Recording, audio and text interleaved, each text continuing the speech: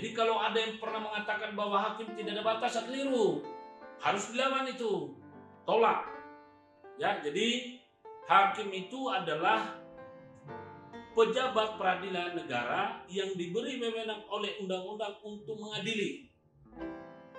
Sedangkan mengadili itu adalah serangkaian tindakan hakim untuk menerima, memeriksa, dan memutus perkara pidana berdasarkan apa? Ya, berdasarkan asas bebas, jujur, ya, dan tidak memihak, ya, di sidang pengadilan dan dalam hal dan menurut cara yang diatur dalam undang-undang ini. Ini bab 1.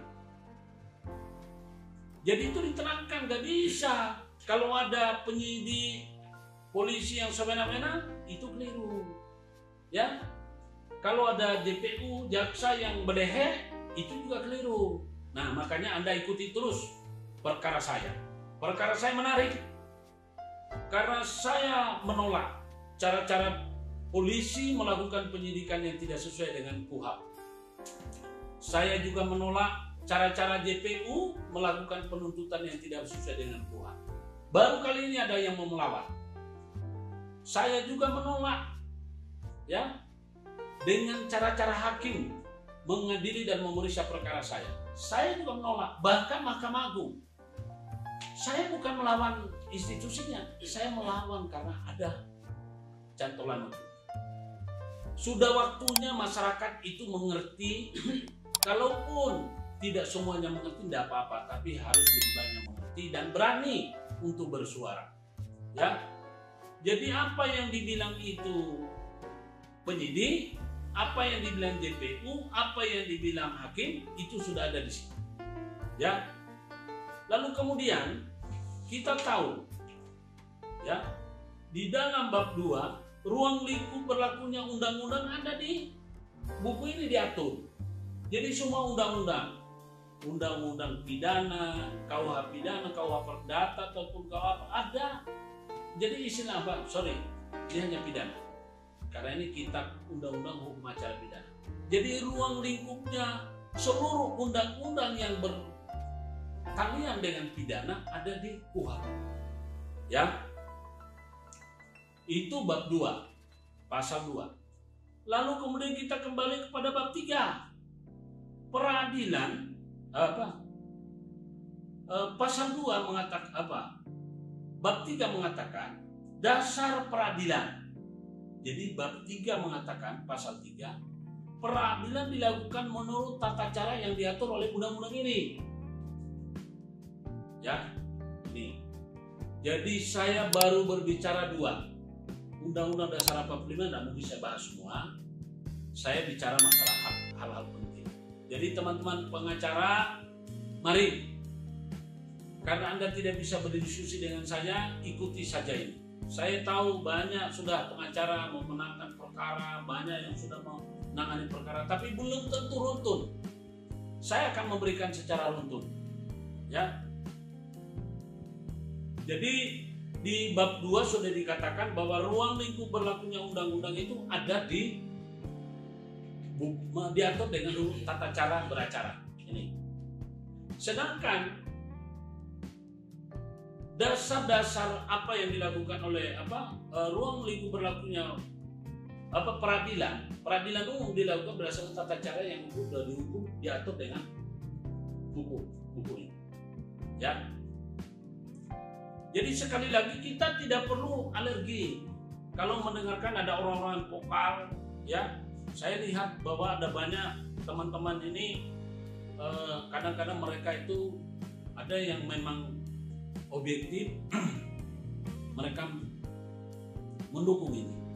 Tapi yang sudah terbiasa bekerja sama atau kompetisian dengan penyidik ataupun dengan JPU ataupun dengan hakim, mereka itu sedikit tersenggol. Nah, saya dalam mengungkapkan kebenaran, mohon maaf, saya tidak mau berafiliasi dengan cara-cara yang nggak benar. Karena hidup ini cuma sementara. Ya, saya sadar. Saya yakin teman-teman semua tahu itu. hidup kita itu di dunia ini tidak untuk selamanya. Jadi jangan lupa, saudaraku, berbuat jahil, berbuat gak benar, tidak ada yang gratis. Anda harus bertanggungjawabkan, baik di dunia maupun di akhirat. Saya tidak perlu menggurui Anda terlalu pintar. Saya hanya ingin membagi ilmu. Ya. Jadi KUHP itu dilakukan begitu. Lalu yang namanya KUH pidana, Kitab Undang-Undang Hukum Pidana. Dasar pemidanaan semua orang yang dipidana atau dipenjara, ya, itu ada diatur sesuai dengan KUH pidana. Beda ya.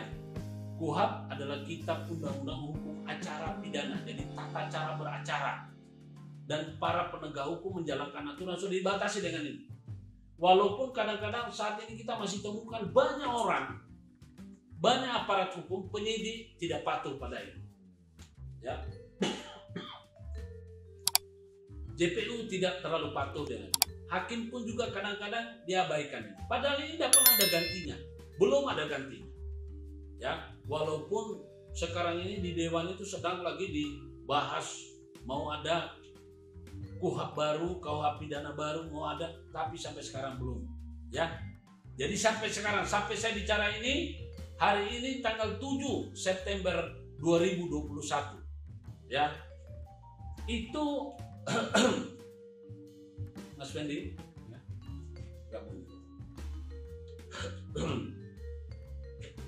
Jadi tidak ada, belum ada perubahan ya.